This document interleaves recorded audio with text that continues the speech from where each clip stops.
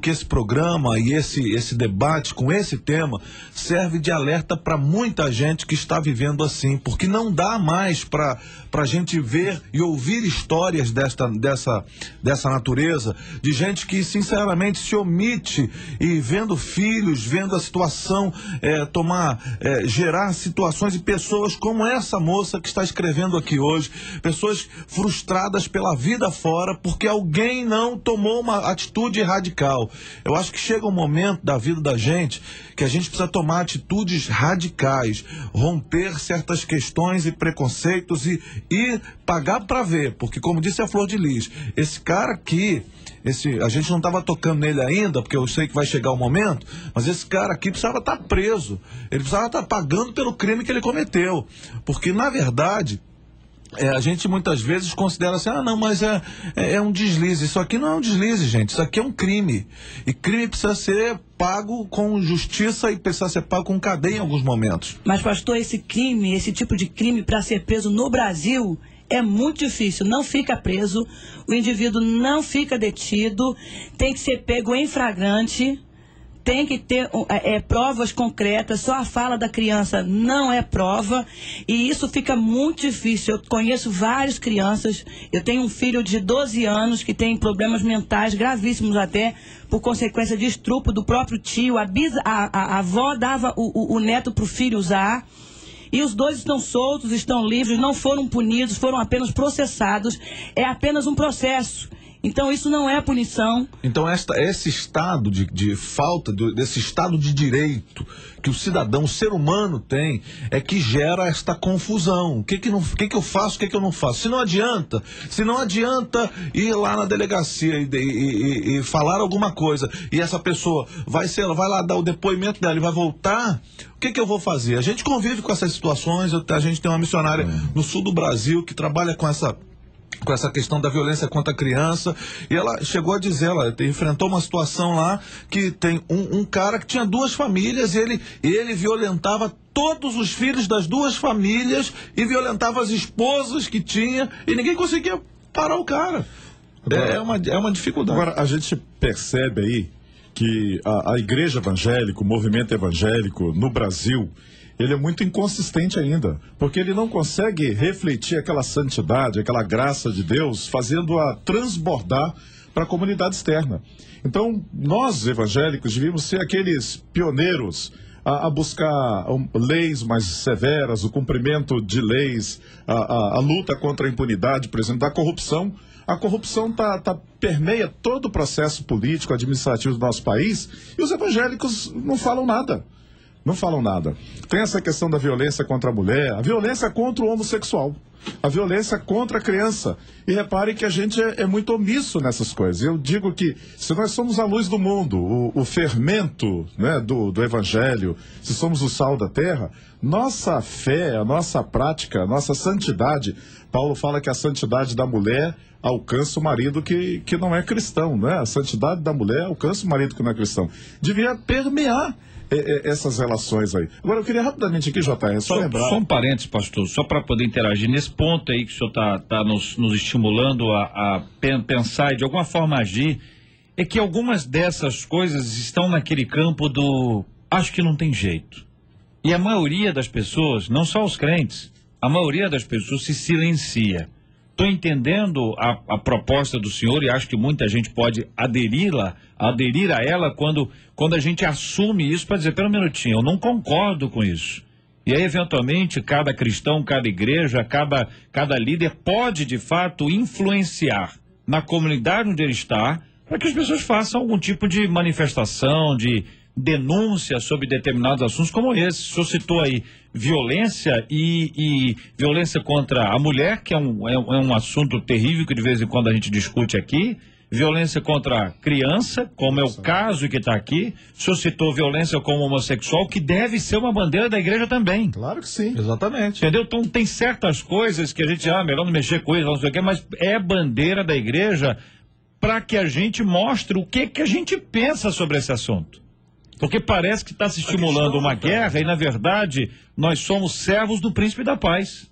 A questão que eu acho é que nós estamos lutando lutas que não acabam não reverberando na sociedade. A gente luta contra algumas coisas que, na verdade, a sociedade nem se importa mais, pastor Ronan.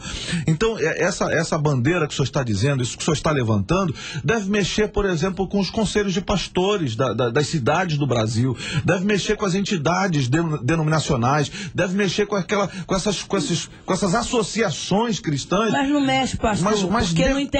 Mas eu acho o seguinte, Flor de Lis, é uma maneira, nós estamos aqui tentando levantar um assunto para que seja tema de debates nesses encontros, para que a sociedade cristã evangélica, esse grupo inteiro, compre essas brigas e vamos fazer vamos fazer alguma coisa, vamos incluir nisso, vamos fazer alguma coisa para pelo menos dizer, não pode ser desse jeito. Não sei se vai mudar imediatamente. Eu ia falar aquela hora que dentro do nosso conceito de santidade, esses valores têm que estar presentes. Ou seja, o camarada que tem uma vida de santidade não é só o que não adultera, não é só o que não rouba, mas ser santo, ao meu ver, é realmente ter uma voz profética nesse mundo tenebroso, nesse mundo corrompido.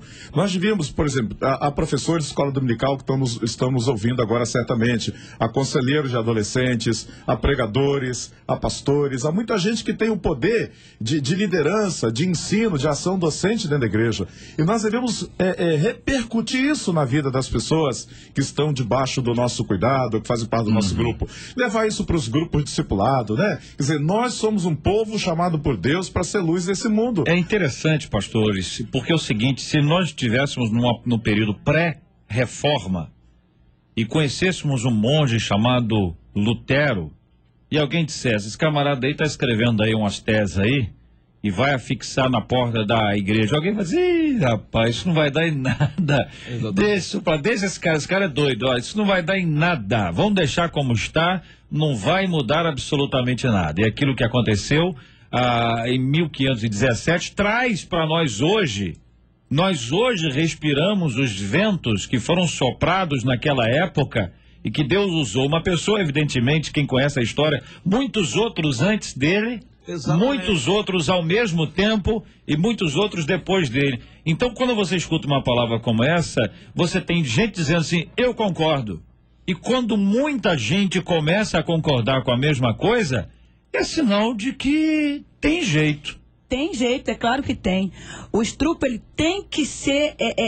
nós temos que levantar um movimento contra isso, porque há uma violência, tanto de ordem física como psicológica. Quando é na criança, a violência ainda é maior, porque essa criança, ela é ameaçada, e não acontece uma única vez. A criança é usada várias vezes dentro de casa, e tem que ser levantada uma bandeira contra isso, porque não é uma nem duas, são muitas crianças passando por isso.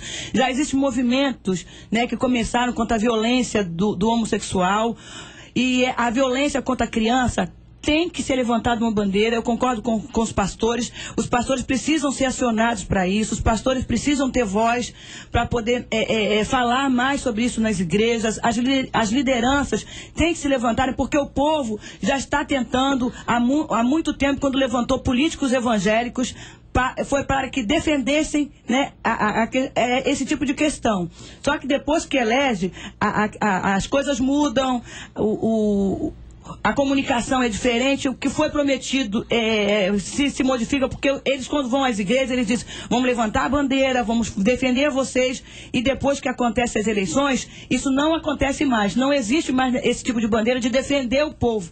Então está na hora dos pastores, das lideranças se levantarem. Estou me colocando no meio, porque são muitas, JR, você não tem noção, são meninos também, não são só meninas não, meninos. Lá em São Gonçalo tem um menino de 5 anos que já passou por 4 cirurgias, porque foi estrupado dentro de casa pelo tio. Ô JR, esse negócio do ser impossível, né? Eu falo assim, eu sirvo ao Deus do impossível. Quando Ezequiel é levado lá no vale de ossos secos, naquela visão, Deus fala, esses ossos podem reviver? Aí o profeta fala, tu sabes, Senhor. Não é? Agora, eu não sei se é só esse sentimento de impotência da igreja, de que as coisas não podem mudar, mas eu acho que também às vezes é uma falta de cultura, de perceber que deve haver um compromisso nosso com isso. Então, às vezes, é indiferença. Estuprou na casa do sei lá quem, abusou não sei quem, matou o homossexual lá. Repare, é como se aquilo não nos afetasse, como se a gente fosse um povinho crente fechado no mundo e que não tivesse nada a ver com a grande história humana. Aí, por falta de homens e mulheres de Deus que profetizem graça, a história humana é a história da desgraça, repare, é guerra, é o que a gente vê, é o que está nos livros, e vai por aí fora. É interessante quando a gente observa, gente, o seguinte, que a abolição da escravatura no mundo teve uma forte influência cristã. Exatamente. Muito embora também existisse cristãos que tinham escravos. Mas um grupo de cristãos resolveu lutar contra isso e dizer, chega. Na Inglaterra, o chega disso. E tantos outros, não é? Como você citou Lutero. 100 anos antes de Lutero, teve um cara chamado John Hus, que foi morto por causa desses pensamentos de Lutero, dessa coisa que ele queria reformar, que ofereceu a vida. E ele, o Hus quer dizer ganso num certo idioma da sua terra, e ele diz o seguinte, podem matar o ganso, mas daqui a 100 anos Deus suscitará para si um cisne. 100 anos depois, Lutero estava fixando as teses. Então, gente, o que a gente não pode é perder a esperança de que Deus deseja transformar a sociedade, deseja mudar esse estado de coisas e que nós podemos ser agentes de transformação. Nós podemos participar desse processo. A gente está falando por um sem número de pessoas aqui, JR. Gente que pode acordar hoje, como o pastor Ronan disse, dizer, eu tenho a ver com a violência que aconteceu aqui com o meu vizinho. É comigo. É comigo aqui, eu tenho a ver com a situação ali que aconteceu do meu lado. A gente ouve muito falar de guerra espiritual. E parece que a guerra espiritual se trava num plano, num patamar metafísico, lá nas regiões celestiais. Mas não, o diabo está atacando aqui, ao lado da gente, na comunidade, dentro da família, dentro da igreja. Então, se nós devemos nos engajar nessa guerra santa, é a guerra contra aqueles que matam, que corrompem, é contra aqueles que abusam, é contra aqueles que são racistas. Lá na minha comunidade, todo mundo sabe. O tempo inteiro eu falo dessas coisas. Olha, esta igreja não é lugar de racista, porque racista não é alguém que foi lavado pelo sangue de Jesus. Não tem lugar dentro do projeto de Deus para alguém que nasceu de novo e que é racista, porque é velho homem. Olha, os nossos ouvintes continuam participando conosco e opinando sobre esse assunto. Eu quero agradecer o carinho dos nossos ouvintes. Infelizmente, muita gente contando histórias como a da nossa ouvinte. É tudo aquilo que a gente não quer ouvir, mas nasci em um lar evangélico, meu pai chegou a ser nomeado pastor. Tenho 3 irmãs, hoje já estão casadas, mas descobriu uma briga dos meus pais que meu pai tinha abusado sexualmente delas quando crianças, eu sou a mais nova. Isso não aconteceu comigo. Minha mãe sempre me protegeu e ele ficou contra as minhas irmãs.